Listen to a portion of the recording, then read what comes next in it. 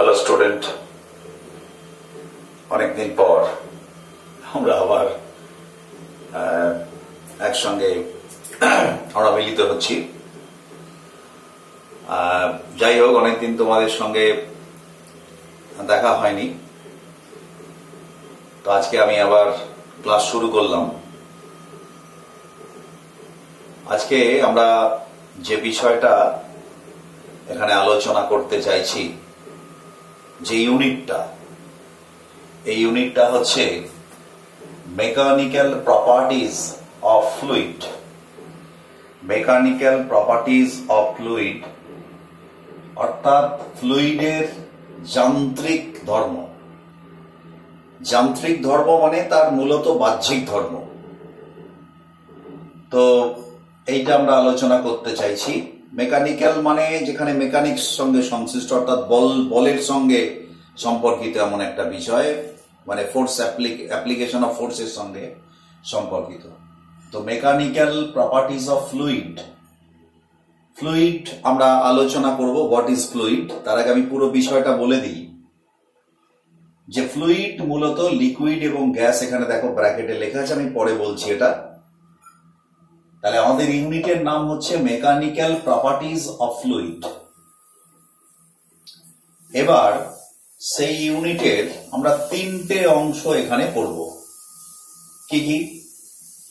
প্রথমত যেটা পড়ব সেটা হচ্ছে ফ্লুইড স্ট্যাটিক্স, অর্থাৎ ফ্লুইডের বাংলা হচ্ছে প্রবাহী। প্রবাহী স্থিতিবিজ্ঞান, অর্থাৎ যেখানে স্থির প্রবাহীর বিভিন্ন মেকানিক্যাল প্রপার্টিজ নিয়ে আলোচনা করা হবে, সেটা হচ্ছে ফ্লুইড স্ট্যাটিক্স। 2 নম্বরে হচ্ছে এই মানে ফ্লুইড মেকানিক্স এর অন্তর্গত এটা। ফ্লুইড মেকানিক্স মানে মেকানিক্যাল প্রপার্টি যে শাস্ত্রে আলোচনা করা হয় সেটা আমরা মেকানিক্স বলি। তার মানে মেকানিক্স মানে হচ্ছে, আমরা ইতিমধ্যে দেখবে জেনে গেছি, মেকানিক্স মানে হলো যে কোনো বস্তুর উপর বল প্রয়োগ করলে তার দুটো ঘটনা ঘটতে পারে। একটা হচ্ছে তার যদি আমরা অপ্রতিসম বল প্রযুক্ত হয় তাহলে পরে তার হচ্ছে গতির সৃষ্টি হতে পারে, আর প্রতিমিত বল যদি প্রযুক্ত হয় তাহলে পরে সেক্ষেত্রে স্থিতাবস্থা অর্থাৎ সাম্যাবস্থার সৃষ্টি হতে পারে। তো যেখানে স্থিতাবস্থা সম্পর্কে আলোচনা করব আমরা, মানে অ্যাকচুয়ালি মেকানিক্সের অন্তর্গতই পুরোটাই, তার মধ্যে যেখানে আমরা স্থিতাবস্থা সম্পর্কে আলোচনা করব, অর্থাৎ প্রতিমিত বল প্রযুক্ত হচ্ছে, তার মানে নেট ফোর্স 0, তার মানে স্থির তরল অথবা সমবেগে চলমান তরল, এরকম যদি তরল হয় সেক্ষেত্রে সেই তরলের কি ধরনের প্রপার্টিজ আমরা লক্ষ্য করব, তার মেকানিক্যাল প্রপার্টিজ। এখানে একটা কথা মনে রাখতে হবে যে when the fluid is in rest অর্থাৎ স্থিতাবস্থায় থাকা। এখন স্থিতাবস্থায় থাকা মানে আমরা তো জানি স্থিতাবস্থায় থাকা, গতিশীল অবস্থায় থাকা, পুরোটাই তো হচ্ছে মানে আপেক্ষিক ব্যাপার। তাহলে স্থিতাবস্থা থাকা মানে স্থির অবস্থায় থাকার মানে কি? কার সাপেক্ষে স্থির? এখানে মনে রাখতে হবে একটাই কথা, যে the fluid which is in rest with respect to the container। তোমরা জানো যে কন্টেনার ছাড়া কিন্তু আমরা ফ্লুইড সম্পর্কে আলোচনা করব। তার মানে আমি বলছি এখানে জাস্ট এটা, যে যেখানে কন্টেনারের রেসপেক্টে ফ্লুইডটা স্থিতাবস্থায় আছে সেটা হচ্ছে এই আলোচনার বিষয়, অর্থাৎ ফ্লুইড স্ট্যাটিক্স এর আলোচনা বিষয়।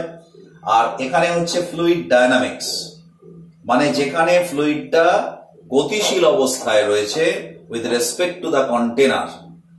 আর এই দুটো বাদ দিয়ে আরেকটা বিষয় এখানে আলোচনা করব, সেটা হচ্ছে সারফেস টেনশন। সারফেস মিন্স উপরিতল বা তল, টেনশন মানে মিন্স ফোর্স, অর্থাৎ কোন ফ্লুইডের উপরিতলে একটা বল কাজ করে, সেই বলটা আমরা ডিটেলসে আলোচনা করব। সেই বলটা আমরা বলছি সারফেস টেনশন। এখানে লিকুইড লিখেছি কেন? কারণটা হচ্ছে, এবং দেখো এর তলা দিয়েও আমরা ফ্লুইড স্ট্যাটিক্স এর জায়গায় তলায় লিখেছি হাইড্রোস্ট্যাটিক্স, ফ্লুইড ডায়নামিক্স এর তলায় লিখেছি হাইড্রোডায়নামিক্স, সারফেস টেনশনের তলায় লিখেছি ফ্লুইড।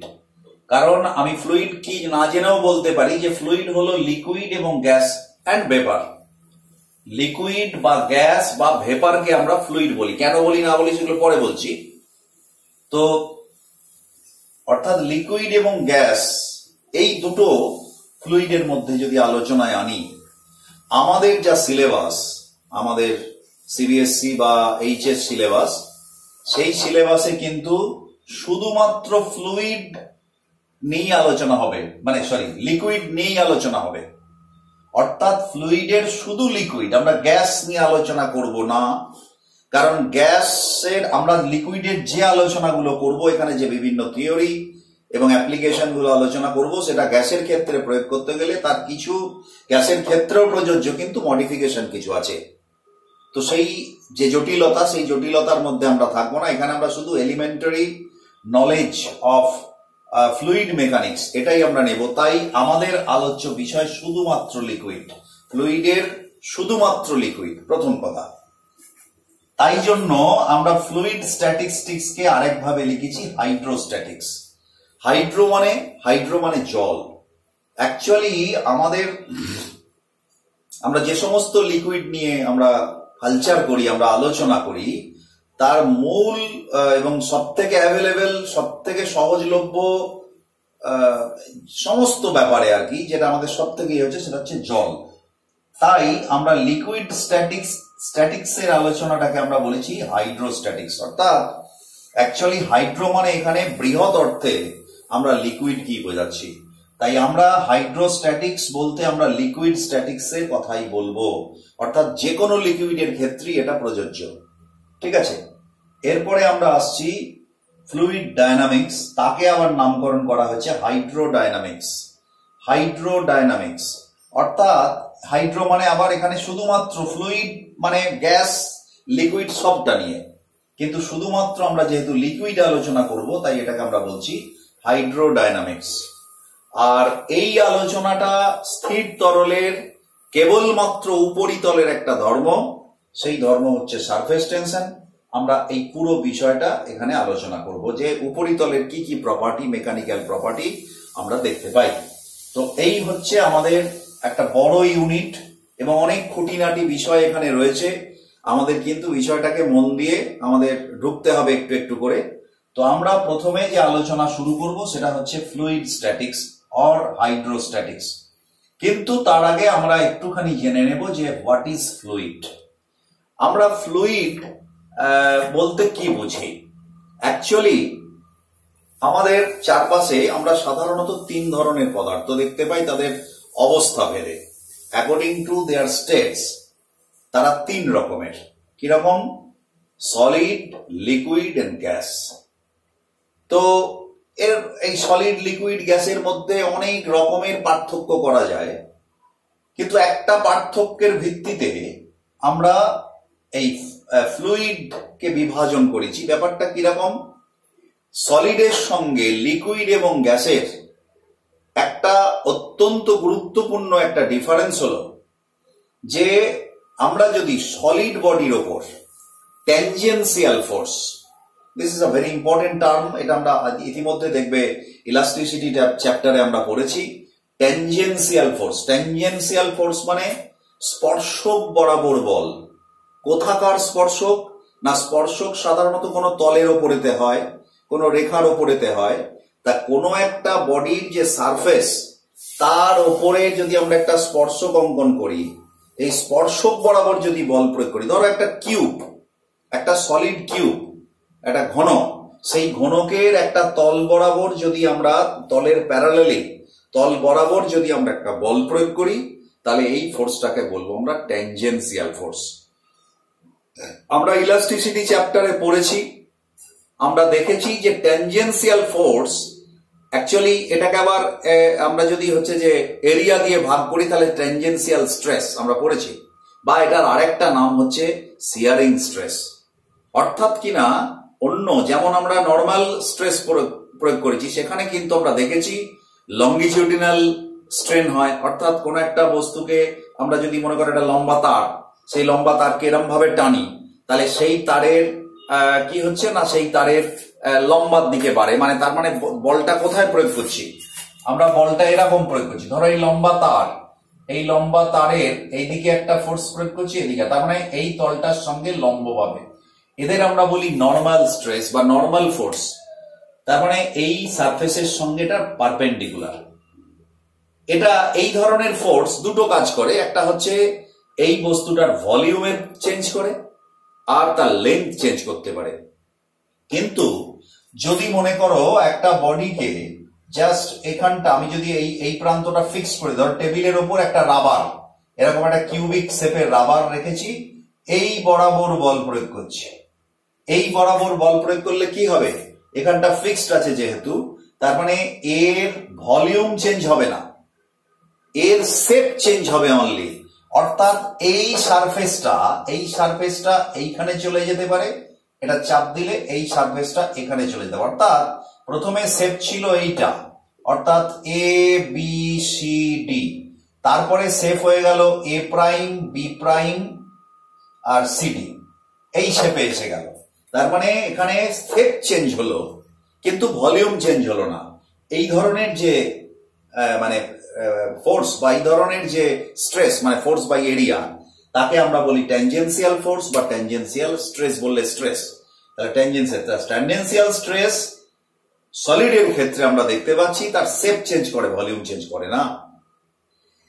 তো যেটা আমি বলছিলাম যে এই জায়গাতেই পার্থক্যটা, যে একটা লিকুইড এবং গ্যাসের সঙ্গে, লিকুইড আর গ্যাস একটা গ্রুপে আর সলিড একটা গ্রুপে, সলিডের ক্ষেত্রে যদি ট্যানজেন্সিয়াল ফোর্স প্রয়োগ করা হয় এবং সেই ফোর্সটা খুব অল্প মানের হলে হবে না, বেশ বড় মানের যদি একটা ট্যানজেন্সিয়াল ফোর্স আমরা অ্যাপ্লাই করি তাহলে এর শেপ চেঞ্জ হয় এবং সেটাকে সে রেজিস্ট করতে পারে। আমরা যদি ট্যানজেন্সিয়াল স্ট্রেসটাকে তুলে নিই বা ফোর্সটাকে তুলে নিই, তাহলে সে রিগেইন ইটস অরিজিনাল শেপ, আবার নিজের শেপে ফিরে আসবে।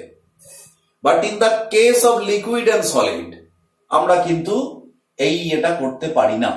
আমরা যখনই একটা লিকুইড আর সলিডের ওপর, আমরা যদি একটা লিকুইড ধরো, আমরা আমি ভুল বললাম, লিকুইড অ্যান্ড গ্যাস, গ্যাসের কথাটা বাদ দাও, যেহেতু আমাদের আলোচনাটা সহজ সরল তাই গ্যাসটা অনেক জটিল ব্যাপার।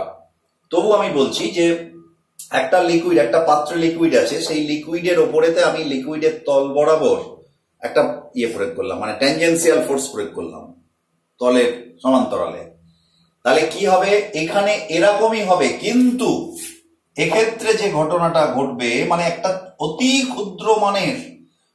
ক্ষুদ্র মানের যদি আমরা একটা ট্যানজেন্সিয়াল ফোর্স প্রয়োগ করি, তাতেই কিন্তু এর শেপ চেঞ্জ হয়ে যাবে। নট অনলি শেপ চেঞ্জ, এই শেপ চেঞ্জটা কিন্তু আর রিগেন হবে না। এই শেপ চেঞ্জটা একটুখানি ট্যানজেন্সিয়াল ফোর্স প্রয়োগ করলে শেপ চেঞ্জ হতেই থাকবে। ফলে বেশি শেপ চেঞ্জ হয়ে গেলে আরো যদি এদিকে চলে যায়, তার মানে কি হবে, এইটা যদি আরো এদিকে চলে যায়, এটা যদি আরো এদিকে চলে যায়, তার মানে আলটিমেটলি এটা গড়াতে শুরু করবে, মুভ করতে শুরু করবে। তার মানে লিকুইড এবং গ্যাসের ক্ষেত্রে যদি ট্যানজেন্সিয়াল ফোর্স প্রয়োগ করা হয়, তাহলে সেই ট্যানজেন্সিয়াল ফোর্সকে টলারেট করতে পারে না লিকুইড এবং গ্যাস। তার ফলে কি হয় না, তার ফলে এর কন্টিনিউয়াসলি সামান্য একটা ট্যানজেন্সিয়াল স্ট্রেস প্রয়োগ করলেই সে কন্টিনিউয়াসলি তার শেপ চেঞ্জ করতে থাকে, ফলে আলটিমেটলি এটা মুভ করতে শুরু করে। এই ধরনের প্রপার্টি যাদের রয়েছে, অর্থাৎ এবং লিকুইড আর গ্যাস এই ধরনের প্রপার্টি যাদের রয়েছে তাদের আমরা বলি ফ্লুইড। অর্থাৎ ফ্লুইড মানে যারা মুভ করে, যাদেরকে ট্যানজেন্সিয়াল ফোর্স প্রয়োগ করলে তারা মুভ করে, সেই ধরনের যে ম্যাটার তাকে আমরা বলি ফ্লুইড। তো সেই ফ্লুইডের দুটো রয়েছে, লিকুইডের ক্ষেত্রেও এই ধর্ম দেখা যায়, গ্যাসের ক্ষেত্রেও এই ধর্ম দেখা যায়। তো এদের নিয়ে আমাদের আলোচনা, যে মেকানিক্যাল প্রপার্টিজ অফ ফ্লুইড। এবার ফ্লুইডের মধ্যে লিকুইড আর গ্যাস আছে, আমরা অনলি লিকুইড সম্পর্কে এখানে আলোচনা করব ফর সিম্পলিসিটি, কারণ আমরা যা অঙ্ক জানি ক্লাস 12 লেভেলে, 11 লেভেলে, তাহলে সেই অঙ্ক দিয়ে আমরা গ্যাসের যে সমস্যাগুলো আসবে সবটা সমাধান করতে পারবো না, কম্পারেটিভলি জটিল আমাদের, যেহেতু এলিমেন্টারি বেসিক কনসেপ্টের উপরে আমাদের সিলেবাসটা, তাই জন্য আমরা শুধু লিকুইড সম্পর্কে আলোচনা করব। তো ফ্লুইড মেকানিক্স, যেখানে মেকানিক্যাল প্রপার্টি আলোচনা হয়, সেখানে তাকে আমরা সেই ফিজিক্সের সেই যে আর কি, মানে স্টাডিটা, তাকে আমরা বলি ফ্লুইড মানে মেকানিক্স বলি। তাহলে ফ্লুইড মেকানিক্স এর তিনটে অংশ, ফ্লুইড স্ট্যাটিক্স, ফ্লুইড ডাইনামিক্স, আর সারফেস টেনশনটা হচ্ছে ওরই একটা পার্ট। তো ফ্লুইড স্ট্যাটিক্স না বলে আমরা এখানে বলবো হাইড্রোস্ট্যাটিক্স, যেহেতু এখানে হচ্ছে শুধুমাত্র লিকুইড নিয়ে আলোচনা করব। ফ্লুইড ডাইনামিক্স কে আমরা বলবো হাইড্রোডাইনামিক্স এবং সারফেস টেনশন। তাহলে ইতিমধ্যে আমরা কি বিষয়ে আমরা পড়তে চলেছি, আমাদের একটা ধারণা আমাদের জন্মালো যে আমরা অ্যাকচুয়ালি ফ্লুইড মূলত লিকুইড নিয়ে আমরা আলোচনা করতে চলেছি, এবং এই পার্টগুলো আমরা একটা একটা করে আলোচনা করব। কিন্তু এটা অনেক বড়, এর মধ্যে এই যে ফ্লুইড স্ট্যাটিক্স অর্থাৎ হাইড্রোস্ট্যাটিক্স এর মধ্যে অনেক কিছু আছে। আমাদের হচ্ছে যে হাইড্রোডাইনামিক্স এর মধ্যে আরো অনেক থিওরিজ এন্ড অ্যাপ্লিকেশন আছে, সারফেস টেনশনের মধ্যে আছে। সুতরাং এটা একটা ইউনিট, গোটা একটা ইউনিট মেকানিক্যাল প্রপার্টি। তো সেইটাকে আমরা কতগুলো চ্যাপ্টার, এই একটা চ্যাপ্টার, এই একটা চ্যাপ্টার, এই একটা চ্যাপ্টার, তিনটে চ্যাপ্টারে আমরা আলোচনা করব। তো প্রথম চ্যাপ্টার হচ্ছে আমাদের ফ্লুইড স্ট্যাটিক্স। তো আমরা একটা কথা বলে রাখি শুধু, যে এই যে ফ্লুইড নিয়ে আমরা আলোচনা করব, এখানে আমরা কিন্তু ধরে নেব যে যে ফ্লুইড নিয়ে আমরা আলোচনা করব বা যে লিকুইড নিয়ে, আমরা বলি যে আবার আলোচনাটা আমাদের লিকুইড নিয়ে, যে লিকুইড বা যে ফ্লুইড নিয়ে আমরা আলোচনা করব সেটাকে একটা কাল্পনিক, একটা ইমাজিনারি একটা হচ্ছে ফ্লুইড বা লিকুইড নিয়ে আমরা আলোচনা করব, যার কতগুলো কন্ডিশন আছে, যেটা বাস্তবে নেই, যেটা বাস্তবে না থাকা মানে অলমোস্ট নেই। তাই জন্য সেই ধরনের ফ্লুইড বা লিকুইডকে আমরা বলবো আইডিয়াল লিকুইড বা আইডিয়াল ফ্লুইড। তো আমরা তাহলে আইডিয়াল ফ্লুইড সম্পর্কে একটুখানি জেনে নেব। দেখো, আইডিয়াল ফ্লুইড সম্পর্কে আমরা একটু জেনে নিচ্ছি, আমরা মুছে দিচ্ছি। তাহলে আমাদের এই আলোচনাগুলো আমরা আইডিয়াল ফ্লুইড সম্পর্কে একটা ধারণা থাকা দরকার। আইডিয়াল ফ্লুইড বা আইডিয়াল, আচ্ছা ফ্লুইডই বলি, এবং ব্র্যাকেটে লিখে দিচ্ছি লিকুইড। তো আইডিয়াল ফ্লুইডের দুটো কন্ডিশন আছে।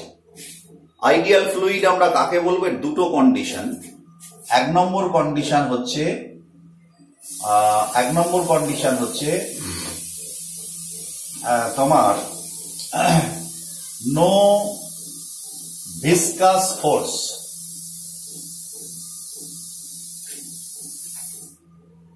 নো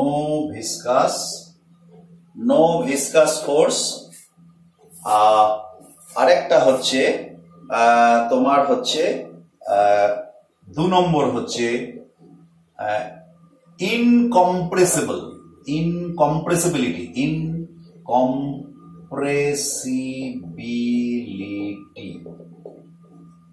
এই নো ভিসকাস ফোর্সের বাংলা হচ্ছে, মানে কোনো ভিসকাস ফোর্স কাজ করবে না। ভিসকাস ফোর্সের বাংলা হচ্ছে সান্দ্রতা বল। এর মানে হচ্ছে সান্দ্রতা বল। আর কম্প্রেসিবিলিটির বাংলা হচ্ছে অসংনম্যতা।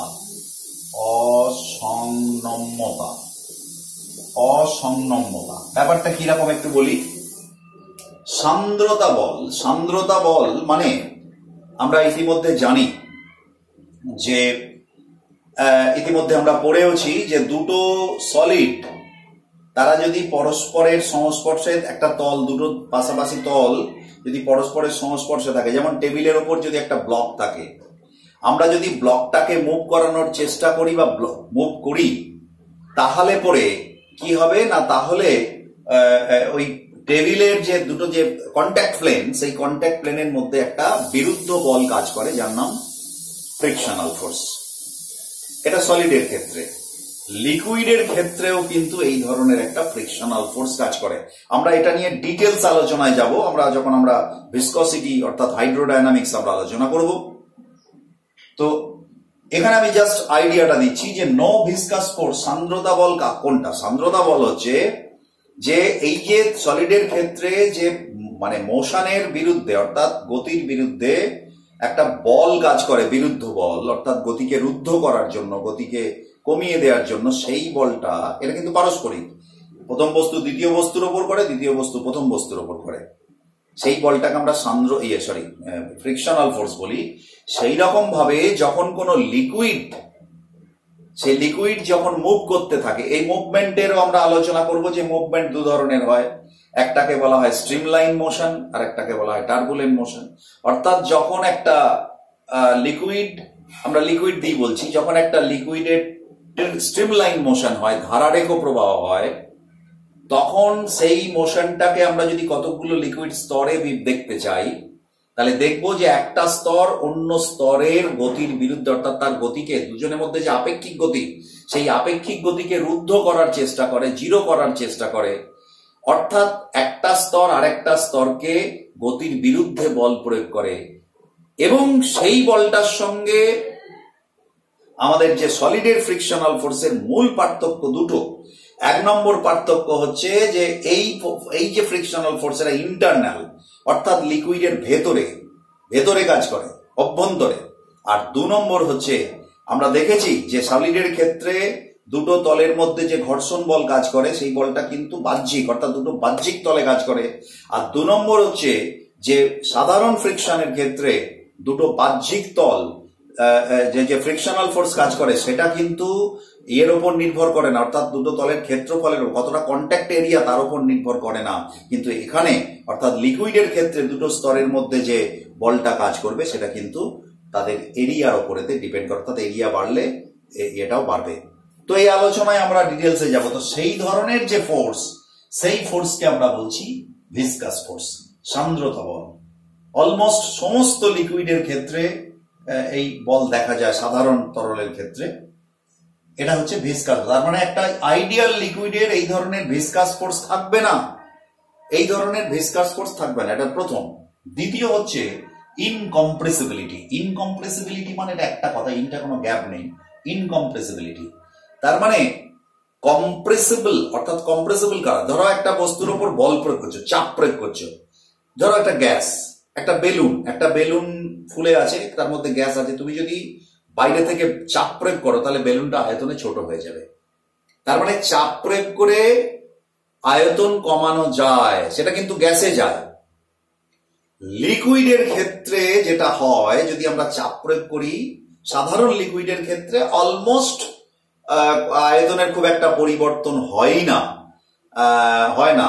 আর আইডিয়াল ফ্লুইডের ক্ষেত্রে বলা হচ্ছে তুমি যত ফোর্সই প্রয়োগ করো না কেন, যত প্রেসারই প্রয়োগ করো না কেন, কোনো রকম তার আয়তনের পরিবর্তন হবে না। এখন এই ধরনের যে ফ্লুইড তাকে, বা এই ধরনের যে লিকুইড, তাকে আমরা বলছি ইনকম্প্রেসিবল লিকুইড বা অসংনম্য তরল। অসংনম্য তরল মানে যাকে চাপ প্রয়োগ করে যার আয়তনের কোনো পরিবর্তন করা যায় না। তার মানেই হচ্ছে মাস, যে এটা যে ভরটার তো কোনো এমনি পরিবর্তন হয় না, চাপ প্রয়োগ করো না করো কিছু করো, ভরের কোনো পরিবর্তন হয় না। তাহলে ভরের পরিবর্তন হচ্ছে না, কিন্তু আয়তনের পরিবর্তনও হচ্ছে না। কিন্তু আমরা জানি ঘনত্ব সমান ভর বাই আয়তন, তার মানে ঘনত্বেরও কোনো পরিবর্তন হয় না। তার মানে আমরা ইনকম্প্রেসিবল লিকুইড বলতে তাকেই বোঝাবো যে লিকুইডের চাপ প্রয়োগ করে তার আয়তন বা তার ঘনত্বের কোনো পরিবর্তন ঘটানো যায় না, তাকে আমরা বলছি ইনকম্প্রেসিবল বা অসংনম্য তরল। একটা আইডিয়াল ফ্লুইড বা আইডিয়াল লিকুইডের এই দুটো প্রপার্টি যদি থাকে, তাহলে তাকে আমরা বলবো আইডিয়াল ফ্লুইড বা এই ক্ষেত্রে আইডিয়াল লিকুইড। তো আইডিয়াল লিকুইড সম্পর্কে আমাদের একটা ধারণা থাকবে। এবারে দেখো যে এই যে তোমার ভিসকাস ফোর্সের কথা আমরা বলেছি, ভিসকাস ফোর্সের ক্ষেত্রে তার মানে কি, যখন একটা বডি, একটা তরল যখন গতিশীল হচ্ছে, তার মানে গতিশীল কখন হয়? গতিশীল হয় তার গতি, মানে যেদিকে তার বল প্রয়োগ করা হয় সেদিকে গতিশীল হয়। এখন একটা বডিকে, ধরো একটা কন্টেনারে একটা লিকুইড আছে, লিকুইডটা যদি এই বরাবর বল প্রয়োগ করো বটমের দিকে, যদি বটমটা ফিক্সড হয় তাহলে তার মধ্যে গতি হবে না। কিন্তু ধরো একটা নলের মধ্যে লিকুইড আছে, তুমি যদি এই বরাবর একটা বল প্রয়োগ করো, ট্যানজেন্সিয়াল ফোর্স অ্যাপ্লাই করো, তাহলে কিন্তু সে গতিশীল হয়ে যাবে। তো সেই গতিশীলতার ক্ষেত্রে এই যে ভিসকাস ফোর্স বা সান্দ্রতা বল আমরা যেটা প্রয়োগ করছি, সেটা কিন্তু ট্যানজেন্সিয়াল ফোর্স। ট্যানজেন্সিয়াল ফোর্স তৈরি হচ্ছে এই ভিসকাস ফোর্স থাকলে, মানে যে ফোর্সটা গতির বিরুদ্ধে কাজ করছে সেটা তো ট্যানজেন্সিয়াল, কারণ গতিটা তো ট্যানজেন্ট বরাবর। তা এর উল্টো দিকে ইয়ে পড়েছে, তার মানে ট্যানজেন্সিয়াল ফোর্স এখানে ইয়ে হয়। তার মানে যখন আমরা কোনো একটা স্থির তরল, তার উপরেতে যখন আমরা কোনো একটা বডি থাকে বা তরলের একটা অংশ আর একটা অংশের উপরেতে যখন বল প্রয়োগ করে, এখানেও কিন্তু একটা খুব বড় প্রশ্ন যে তরলের একটা অংশের উপর বল প্রয়োগ করে, কিংবা তরল যখন আমরা কোনো একটা পাত্রে রাখি, সেই তরলের হচ্ছে যে তরলের পাত্রের ওপরেতে বল প্রয়োগ করে বা চাপ প্রয়োগ করে, যাই বলো। কারণ চাপ ইতিমধ্যে আমরা যেটুকু জেনেছি, আমরা চাপ সম্পর্কেও ডিটেলসে আলোচনা করব।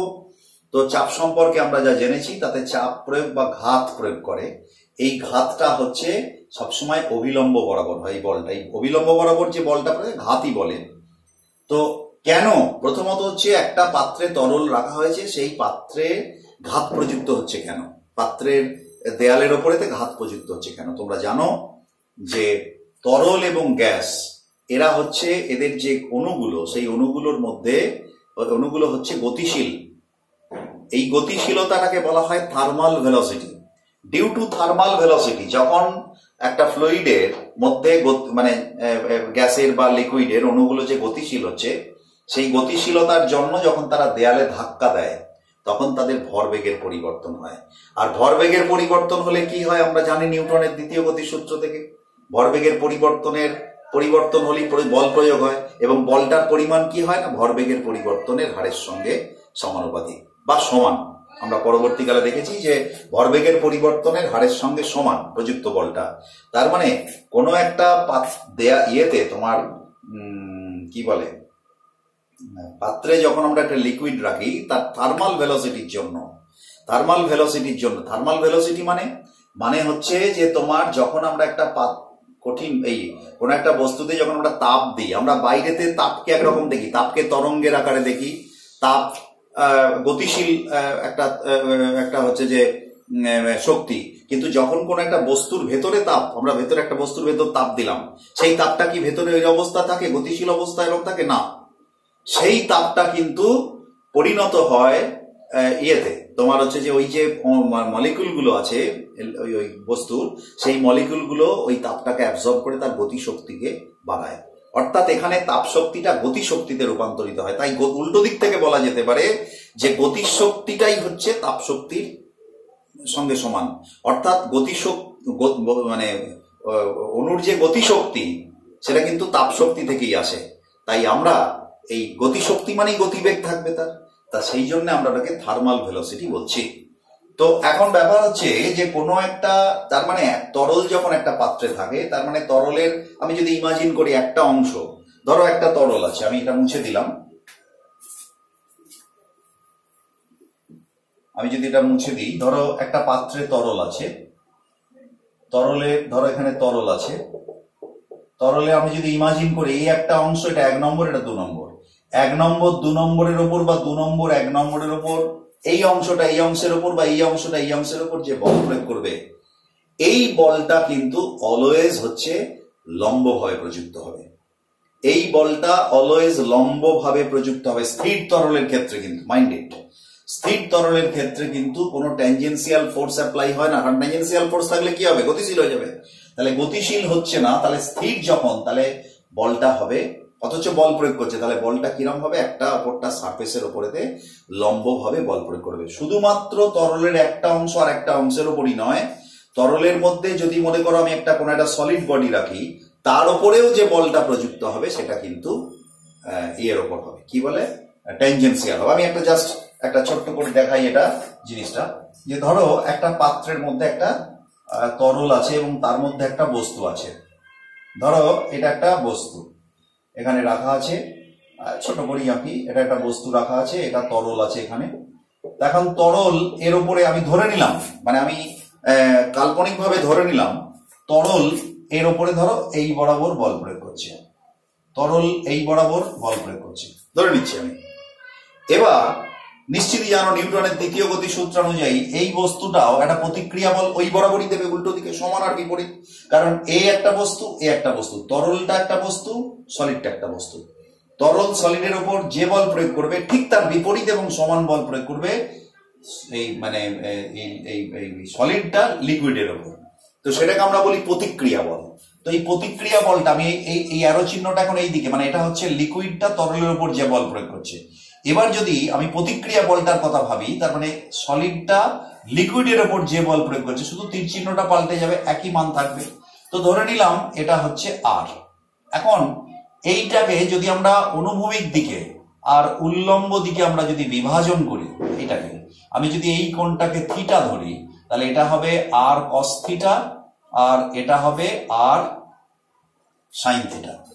এখন আরটাকে আমরা যে দুভাবে পেয়েছি, তাহলে আর কস থিটা মানে তরলটাকে এই দিকে নিয়ে যেতে চায়, আর সাইন মানে এই সলিড বডিটা তরলটাকে এই দিকে বল প্রয়োগ করে। এই বলটার ফলস্বরূপ কি হতে পারে? Tangential force. তার মানে তরলটা গতিশীল হওয়ার হতে পারে, তৈরি হতে পারে। আর এইটা কি করবে না, এইটা মানে এইটা এইটার উপর বা এইটা এইটার উপর এই দিকে বল প্রয়োগ করছে লম্বভাবে।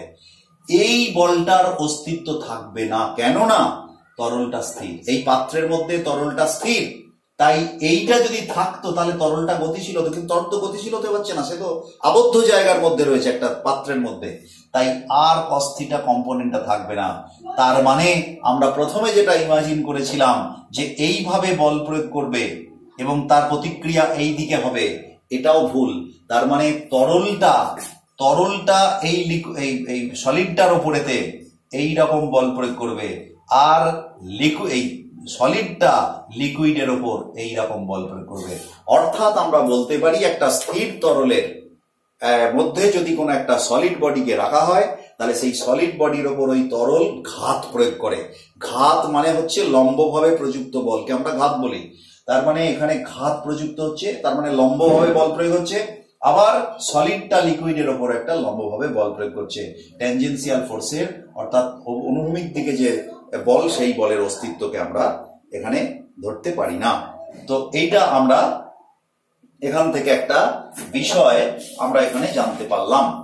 এরপরে আমরা যে জায়গাটাকে এবারে আমরা আলোচনা করব, কারণ এই আলোচনায় মূলত আমরা প্রথম অংশের আলোচনা করছি, অর্থাৎ হাইড্রোস্ট্যাটিক্স। আমি একবার হেডলাইনটা লিখছি, হাইড্রোস্ট্যাটিক্স। তাহলে এটা মুছে দিই। হাইড্রোস্ট্যাটিক্স, হাইড্রোস্ট্যাটিক্স। এই আলোচনায় বারবার যে জায়গাটা আসবে সেটা হচ্ছে প্রেসার। প্রেসার আসবে এবং দেখবে ইতিমধ্যে তোমরা, আমরাও আলোচনা আবার নতুন করে করব, ইতিমধ্যে দেখবে তোমরা যে পর্যন্ত পড়ে এসছো ক্লাস 8, 9, 10, সেখানে প্রেসার এবং সেই প্রেসারটা, এই ফর্মুলাটা কি করে এসেছিল আমার মনে হয় ক্লাস 8 বা 9 ছিল, যে একটা লিকুইড যে প্রেসার প্রয়োগ করে, মানে তরলের অভ্যন্তরে, তরলের গভীরে কোন একটা বিন্দুতে যে বল প্রয়োগ করে, সেটা হচ্ছে এইচ রো জি। স্বাভাবিকভাবেই আমরা যেহেতু একটু ডিটেলে, মানে আমরা সায়েন্সের একবারে এলিমেন্টারি, মূলত আমাদের বিভাজন হয়ে গেছে, আমরা সায়েন্স করতে চাইছি, সুতরাং আমরা নতুন করে আবার রিভিউ করবো এটাকে। অর্থাৎ এখানে আমরা দেখতে পাচ্ছি যে প্রেসার একটা টার্ম রয়েছে, প্রেসার সমান হচ্ছে এইচ মানে গভীরতা, মানে তরল কতটা গভীরে, বিন্দুটা কতটা গভীরে আছে তরলের উপরিতল থেকে, সেটা। রো হচ্ছে ওই তরলের ঘনত্ব, জি হচ্ছে অভিকর্ষজ ত্বরণ। আমরা অভিকর্ষজ ত্বরণ সম্পর্কে পরে আমরা আলোচনা করব। আমরা এইচটা নিয়ে আলোচনার কিছু নেই, কতটা গভীর মানে it is nothing but A length. আমরা এই দুটো বিষয়কে আলোচনার মধ্যে আনতে পারি, একটা হচ্ছে প্রেসার আর একটা হচ্ছে ডেনসিটি। তাহলে হাইড্রোস্ট্যাটিক্স আলোচনা করতে গিয়ে আমাদের যেটা মূল মানে যে ভাবনাটা, মানে সেই ভাবনায় প্রেসারের ভাবনাটা আসবে। তাই প্রেসারটাকে আমরা একটু ভালো করে জেনে নেব এবং তার সঙ্গে আমাদের ব্যবহারিক জীবনে প্রেসারের কি সম্পর্ক রয়েছে সেটাও বলবো। আর দ্বিতীয়ত যেটা আমরা বলবো সেটা হচ্ছে ঘনত্ব, কারণ প্রেসারটা আবার ঘনত্বের উপর নির্ভর করে। তো এই দুটো জিনিস আমরা এখানে একটু জেনে নেব। সেটা হচ্ছে প্রেসার, প্রেসার বা বাংলায় বলা হয় চাপ, এটাকে আমরা পি দিয়ে ডিনোট করি। আর ডেনসিটি, একে আমরা বলি, ডেনসিটিকে আমরা বলি ঘনত্ব। ঘনত্ব এটাকে আমরা রো বা অনেক বইতে ডি দিয়ে প্রকাশ করে। ডেনসিটির এই যে ডেনসিটি ডি আছে, অনেক সময় আমরা ডি দিয়েও প্রকাশ করি, একই ব্যাপার, রো বা ডি। তো আমরা প্রথমে ঘনত্ব, তারপরে হচ্ছে চাপ, এই দুটো বিষয় আমরা আলোচনা করব। প্রথমে বলি ঘনত্ব কি না। ঘনত্ব হচ্ছে যে আমরা যদি খুব ছোটবেলায় যে সংজ্ঞা পড়েছি, আমরা বলি যে কোনো পদার্থের একক আয়তনের ভরকে বলা হয় ঘনত্ব। একক আয়তনের ভর, ধরো আমরা কোনো একটা বস্তু, যেমন মুছে দিলাম, কোনো একটা ধরো একটা বডি নিলাম, ধরো সে বডিটা যে কোনো একটা মেটেরিয়াল দিয়ে তৈরি, ধরো তার ভর হচ্ছে mass of the body is equals to M, আর ভলিউম অফ দি বডি মনে করো ভি। তাহলে মানে এখানে বডি বলছি কেন, বডির সঙ্গে কিন্তু ম্যাটারের পার্থক্য আছে। আমরা একটা লোহার বল নিলাম, লোহার বলটা কিন্তু বডি, আর যা দিয়ে তা তৈরি অর্থাৎ লোহাটা কিন্তু ম্যাটার। ঘনত্ব কিন্তু লোহার হয়, বলের হয় না, বস্তুটার ঘনত্ব হয় না। কিন্তু যেহেতু এখানে বস্তুটা একই বল দিয়ে তৈরি, তো সেটার আমি ভর হিসাবে ঘনত্ব হিসাবে ধরলাম। তো আমরা সংজ্ঞায় কি বলছি, সংজ্ঞায় বলছি density is the mass per unit volume, অর্থাৎ একক আয়তনের মধ্যে কতটা ভর আছে, এটা কি বলা হয়, তার ঘনত্ব। তো এখানে আমি দেখতে পাচ্ছি ভি আয়তনের মধ্যে এম ভর রয়েছে, তাহলে ভি আয়তনে ভর থাকে এম। যেহেতু এটা সুষম পদার্থ, তাই জন্য একক আয়তনে ভর কত থাকবে, এম বাই ভি, অর্থাৎ কিনা এম বাই ভি অর্থাৎ ভর বাই আয়তন, তার এটা হচ্ছে একক আয়তনের ভর, এটা হচ্ছে মাস পার ইউনিট ভলিউম, মাস পার ভলিউম, তার মানে এটা হচ্ছে একক আয়তনের ভর, আর এটাই ঘনত্ব। তার মানে ঘনত্বকে আমরা যদি রো দিয়ে প্রকাশ করি, তার মানে rho is equals to M by V, তার মানে মাস বাই ভলিউম। তার মানে কোনো একটা বডি যেটা কোনো একটা পদার্থ দিয়ে তৈরি, তার মাস যদি আমার জানা থাকে আর ভলিউম যদি আমার জানা থাকে, তাহলে মাসকে ভলিউম দিয়ে ভাগ করলে আমরা ঘনত্ব পেতে পারি। তাহলে এটা হচ্ছে ঘনত্ব। এইবার প্রশ্ন হচ্ছে যে তাহলে ঘনত্বের আমরা দেখে নিতে পারি যে ঘনত্বের একক কি হতে পারে, মাস বাই ভলিউম। তার মানে আমরা যদি এসআই ইউনিট ভাবি, তাহলে কেজি আর এটা মিটার কিউব, তাহলে কেজি, তাহলে এর ইউনিট হবে KG metre to the power -3, কিংবা গ্রাম সেন্টিমিটার টু দি পাওয়ার -3, মানে কিউবিক সেন্টিমিটার, এটা কিউবিক মিটার, এটা হচ্ছে ইউনিট। আচ্ছা, ডেনসিটি তোমার ডাইমেনশন কত হবে, এম বাই ভি। এখন এম এর ডাইমেনশন এম, ভি এর ডাইমেনশন হচ্ছে এল কিউব, তার মানে M L two the power -3, এটা হচ্ছে ডাইমেনশন। তো এটা গেল ডেনসিটি। এইবার প্রশ্ন হচ্ছে যে আমরা যদি খুব সাধারণ একটা বিষয় দেখি, যে ধরো একটা লোহার টুকরোকে আমি যদি জলে ছেড়ে দিই, ডুবে যায়।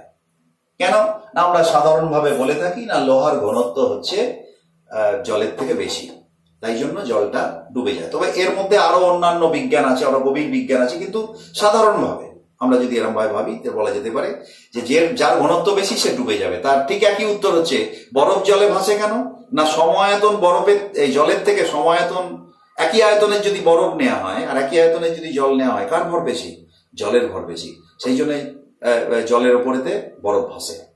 ঠিক এইরকম ভাবে একই আয়তনের যদি লোহা নেওয়া হয় আর একই আয়তনের যদি জল নেওয়া হয়, যেহেতু ইয়ের আয়তন বেশি, এই তোমার ইয়ের ভর বেশি, লোহার ভর বেশি, তাই জন্য লোহাটা ডুবে যাবে। এখন প্রশ্ন হচ্ছে যে জলের একটা জল, আমি আগেই বলেছি যে আমাদের মূল আলোচনা জল, এবং জলকে অন্যভাবেও বলা যেতে পারে যে জল এমন একটা বিষয় যে সর্বত্র জল, আমরা পৃথিবীতে বাস করি, সর্বত্র জল সহজলভ্য, বিশুদ্ধ অবস্থায় পাওয়া যায়, অনেক কোয়ালিটি রয়েছে। তাই জলকে নিয়ে আমরা অনেক কিছু ভেবে থাকি। যেমন থার্মোমিটারের ক্ষেত্রে দেখবে, থার্মোমিটারের স্থিরাঙ্ক নির্ণয়ের ক্ষেত্রে আমরা জলের স্ফুটনাঙ্ক, জলের হচ্ছে যে গলনা, তোমার হচ্ছে যে কি বলে হিমাঙ্ক ইত্যাদি নিয়ে কাজ করেছি। বিভিন্ন ভাবে জলের ব্যাপার আছে। তো সেখানেও জলকে আমরা, জলের ঘনত্বকে আমরা স্ট্যান্ডার্ড হিসেবে ধরি। তার মানে আমরা অনেক সময় ঘনত্ব যেমন বলি, আবার পাশাপাশি তুলনামূলক ঘনত্ব বার করি, জলের থেকে কে বেশি ভারী আর জলের থেকে কে বেশি হালকা। এই জলের থেকে যে বেশি ভারী, এই যে জলের থেকে কতটা ভারী বা কতটা হালকা, এই যে বিষয়টা, এই বিষয়টাকে আমরা বলি তুলনামূলক ঘনত্ব বা আপেক্ষিক ঘনত্ব। এই আপেক্ষিক ঘনত্বকে আমরা বলি রিলেটিভ ডেনসিটি, বা এর আরেকটা নাম আছে যার নাম হচ্ছে তোমার আপেক্ষিক গুরুত্ব, স্পেসিফিক গ্র্যাভিটি বা রিলেটিভ ডেনসিটি। তো রিলেটিভ ডেনসিটি নিয়ে আমরা একটু কথা বলি। তাহলে সাধারণ ঘনত্ব আমরা জানলাম, এরপরে হচ্ছে রিলেটিভ ডেনসিটি। রিলেটিভ ডেনসিটি কিরকম জিনিস না, রিলেটিভ ডেনসিটি হচ্ছে রিলেটিভ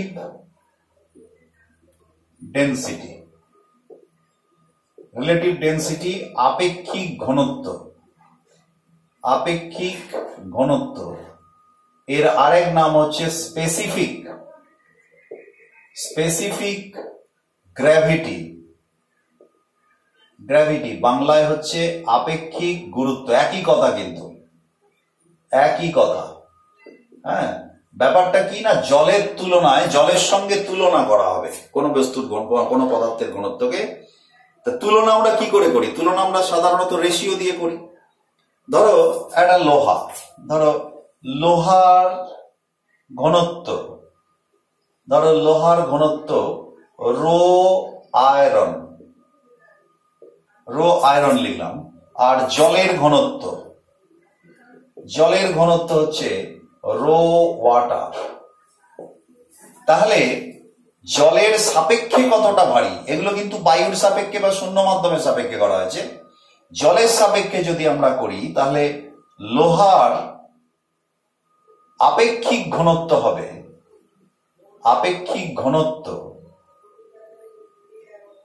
সমান rho iron divided by rho water.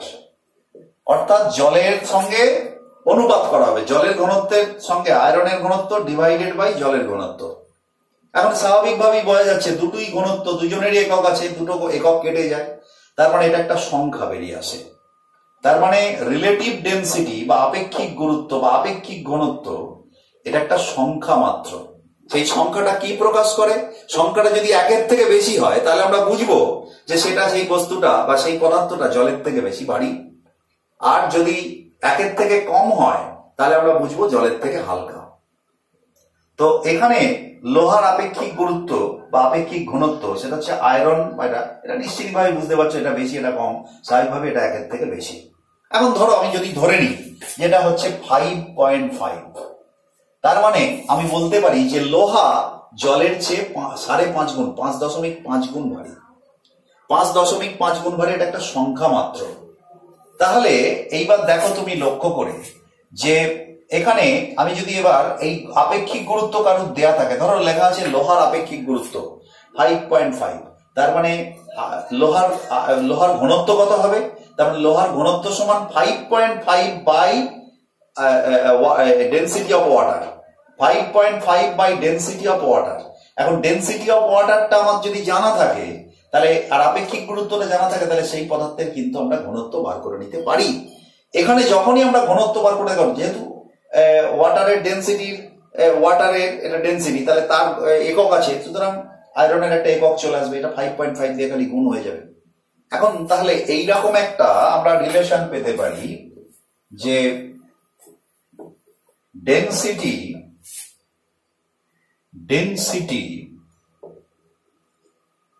of a matter is equals to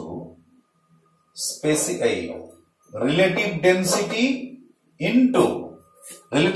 of that matter into density of water. এই যে রিলেশনটা আমি লিখলাম, এটা কিন্তু সর্বৈব সত্য নয়। কেন সত্য নয়? তার কারণ তোমরা জানো যে ওয়াটারের ডেনসিটি কিন্তু কনস্ট্যান্ট নয়। যে কোনো তরলের ডেনসিটি কিন্তু কনস্ট্যান্ট নয়, কারণ ডেনসিটি হচ্ছে যে টেম্পারেচার, মূলত টেম্পারেচারের উপর ডিপেন্ড করে, টেম্পারেচারেরও ডিপেন্ড করে, আবার প্রেসারের উপরও ডিপেন্ড করে। কিন্তু প্রেসারের রেসপেক্টে ডেনসিটি চেঞ্জটা স্মল হয়, কারণ আমি আগেই বলেছি যে সাধারণভাবে লিকুইড ইনকম্প্রেসিবল, খুব সামান্য চাপ প্রয়োগ করলে তার ঘনত্বের বা তার আয়তনের পরিবর্তন ঘটে, কিন্তু টেম্পারেচার প্রয়োগ করলে এর যথেষ্ট কিন্তু আয়তনের পরিবর্তন ঘটে বা ডেনসিটির পরিবর্তন ঘটে। তাহলে এইটাকে আমরা কিভাবে ডিফাইন করব?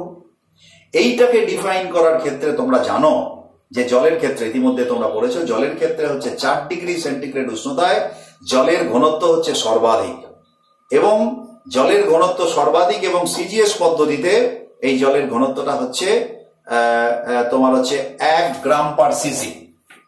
at 4 degree centigrade density of water is equals to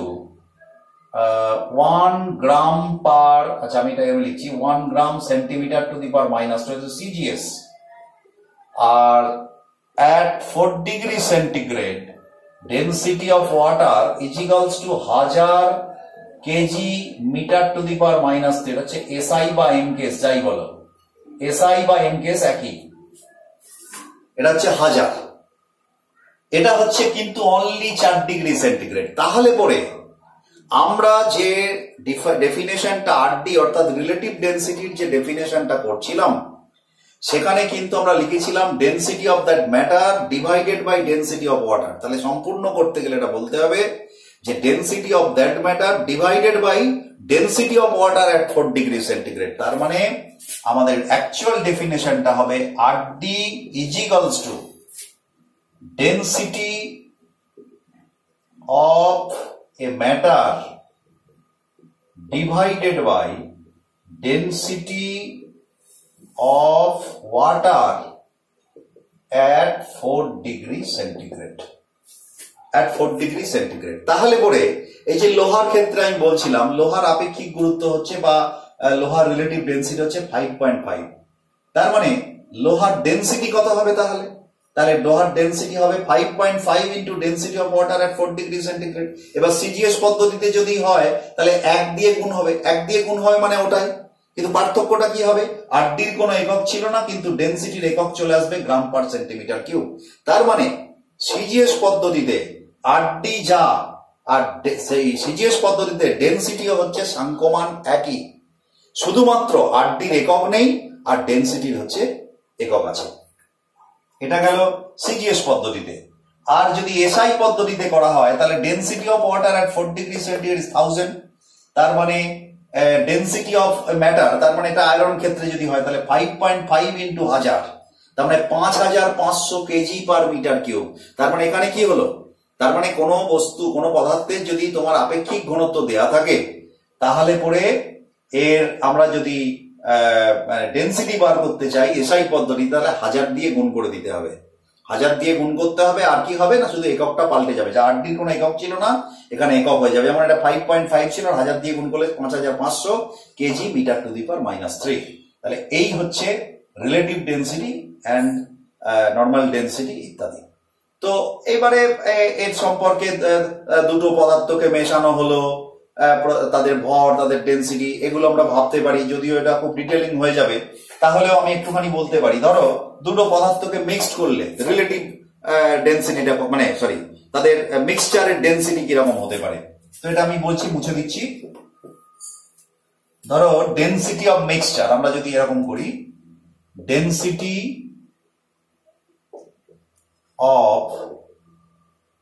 of liquid mixture, আমরা লিকুইড নিয়ে কাজ করছি, লিকুইড মিক্সচার। ধরো আমি যদি দুটো পদার্থের কথা ধরি, দুটো বস্তু, একটা M1 ভর তার আয়তন হচ্ছে V1, তাহলে লিকুইড 1 এ হচ্ছে মাস হচ্ছে M1, ভলিউম হচ্ছে V1 আর ডেন্সিটি হচ্ছে ρ1। আর 2 নম্বরে হচ্ছে লিকুইড 2 তে মাস হচ্ছে M2, ভলিউম হচ্ছে V2 আর ডেন্সিটি হচ্ছে ρ2। তাহলে মিক্সচার, এই density of the mixture, density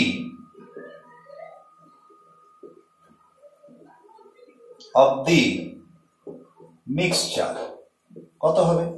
তার মানে ডেন্সিটি অফ দ্য মিক্সচারকে যদি আমরা রো মিক্স লিখি ইজ ইকুয়ালস টু টোটাল মাস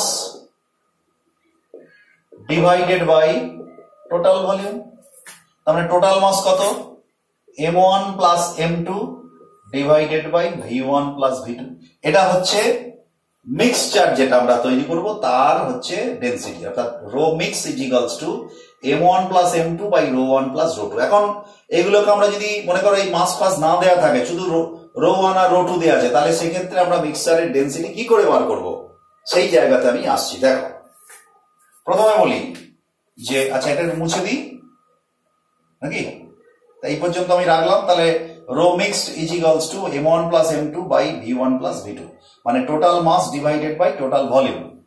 এবারে ধরো প্রথম কন্ডিশন, মানে এটাকে আমরা এরকম ভাবে লিখতে পারি, তাহলে rho mix is equals to m1 plus m2 by v1 plus v2, or rho mix is equals to m1 এর জায়গায় আমরা কি লিখতে পারি, দেখো রো 1 সমান আমরা লিখতে পারি m1 বাই v1, আবার রো 2 সমান লিখতে পারি m2 বাই v2। তার মানে m1 এর জায়গায় লিখতে পারি rho 1 v1 plus rho 2 v2 by v1 plus v2। এটা যদি ভলিউম দেয়া থাকে আর ডেনসিটি দেয়া থাকে তাহলে এই ফর্মুলায় বার করব। এবার যদি মনে করো মাস দেয়া থাকে আর ডেনসিটি দেয়া থাকে তাহলে ভলিউমটাকে চেঞ্জ করে দেবো, তাহলে এটা একটা হতে পারে। আবার ধরো এটা যদি আমি ভলিউমটাকে চেঞ্জ করি তাহলে m1 প্লাস রো মিক্স সমান m1 plus m2 divided by v1 এর জায়গায় কি লিখবো m1 বাই রো 1, তাহলে m1 by rho 1 plus m2 by rho 2। এবার এটাকে তুমি আবার বিভিন্ন ভাবে করতে পারো, ধরো রো 1 রো 2 কমন নিলে, এই লসাগু করলে করে তোমার এরকম হলো, ওপরে রো 1 রো 2 চলে গেল, এটা হলো m1 plus m2 divided by এখানে হলো m1 rho 2 plus m2 rho 1। এরকম বিভিন্ন রকমের হতে পারে। তো মূল কথাটা হচ্ছে এইটা যে total mass divided by total volume, যে কোনো দুটো দেয়া থাকবে, একটা না দেয়া থাকতে পারে, তাহলে সেক্ষেত্রেও কিন্তু মিক্সচারের আমরা ডেনসিটি কিন্তু বার করতে পারি এই ধরনের ফর্মুলায়। এখন যদি মনে করো দুটো মানে লিকুইডকে তারা সেম ভলিউম হয়, এবার ধরো কন্ডিশন 1, ধরো condition 1 A if v1 is equals two v2, তার মানে দুটো লিকুইডকে সম আয়তনে মেশানো হয়েছে, ভর সম্পর্কে কিছু বলা নেই, সম আয়তনে মেশানো হয়েছে, অর্থাৎ v1 সমান v2 আমি ধরে নিলাম that is equal two b।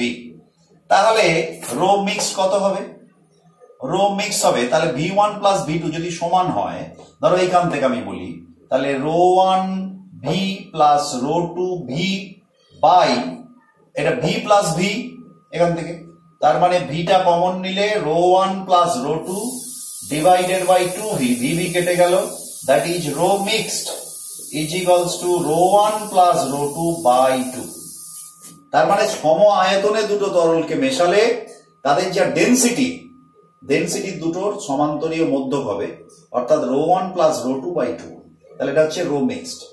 এবারে যদি মনে করো কন্ডিশন 2 তে হয় m1 সমান m2 সমান m, অর্থাৎ দুটো যদি সম ভরে মেশানো হয়, মানে এগুলো শর্ট ফর্মুলা, এগুলো যদিও বলার দরকার নেই, তোমরা নিজেরা তৈরি করে নিতে পারো, এগুলো শর্ট ফর্মুলা, মানে এগুলো তাড়াতাড়ি প্রয়োজন হলে তখন এই ফর্মুলাটা ব্যবহার করা যাবে। তাহলে সেক্ষেত্রে আমরা যদি দ্বিতীয় কন্ডিশনে, মুছে দিলাম, দ্বিতীয় কন্ডিশনে যদি আমরা যাই তাহলে হচ্ছে কন্ডিশন 2 ইফ m1 সমান m2 সমান m হয়, তাহলে রো মিক্স সমান কত হবে, আমরা ওখানে দেখেছিলাম যে ধরো m1 plus m2 by v1 plus v2, তাহলে m1 এর জায়গায় আমি লিখলাম m প্লাস m, আর v1 মানে আমরা ইতিমধ্যে করেছিলাম m বাই রো 1, তার মানে আমরা লিখবো m1 বাই রো 1 ছিল, তাহলে m by rho 1 plus m by rho 2, তাহলে mটা কমন নিলে ওপরে এটা 2m হয়ে গেল, 2m বাই mটা কমন নিলাম, তাহলে এখানে হলো rho 1 plus rho 2 by rho 1 rho 2, তাহলে mm কেটে গেল, that is equal to 2 rho 1 rho 2 by rho 1 plus rho 2। এটা হচ্ছে মিক্সচারের হচ্ছে যে ইয়ে। তাহলে পরে আমরা দেখতে পাচ্ছি যে তোমার মিক্সের ক্ষেত্রে যদি সম আয়তনে মেশানো হয় অথবা যদি হচ্ছে যে সম ভরে মেশানো হয়, তাহলে সেক্ষেত্রে মিক্সচারের যে ডেনসিটি হবে সেই ডেনসিটি গুলো হচ্ছে এটা। তাহলে এইটা হলো ডেনসিটির আলোচনা। তাহলে আমি এই ভিডিওকে খুব বেশি আর দীর্ঘায়িত করবো না, কারণ আমরা প্রেসারটা তাহলে পরের আলোচনায়, কারণ এটাও এতটা লেন্থেরই একটা ভিডিও হতে পারে আমাদের, তাহলে আমরা এইটা এই পর্যন্ত আমরা জানলাম। তাহলে আমরা রিলেটিভ ডেনসিটি, আমরা স্পেসিফিক গ্র্যাভিটি একই কথা জানলাম, আমরা ডেনসিটি কি এবং এই যে হাইড্রোস্ট্যাটিক্স বা হাইড্রোডিনামিক্স এর আলোচ্য বিষয়গুলো কি সেগুলো জানলাম। আমরা পরের ক্লাসে আমরা হচ্ছে প্রেসার, লিকুইডের প্রেসার এবং প্রেসারের কনসেপ্ট অফ প্রেসার এ নিয়ে আমরা আলোচনা করব। আজকে এই পর্যন্তই আমরা বললাম, আজকে এই ভিডিও এখানে শেষ করলাম, আমরা ক্লাস এখানে শেষ করলাম। ওকে, থ্যাংক ইউ।